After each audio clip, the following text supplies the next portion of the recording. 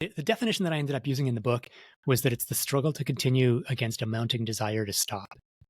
Um, and that's a definition that I took from a scientist named Samuel Marcora from his work that looks at endurance not as some function of oxygen or heart rate or anything like that, but as a function of perceived effort, the subjective quantity of how hard you're pushing, and that endurance is the ability to continue pushing even though your perceived effort is high, and even though you have a desire to stop. And that is pretty much the definition of, or not the definition of, but it's the central experience of running long distances. It's the attempt to keep yourself at a pace that your mind really doesn't want to maintain because it's uncomfortable. But it's also something much more general. It's you have to have endurance to study for an exam late into the night.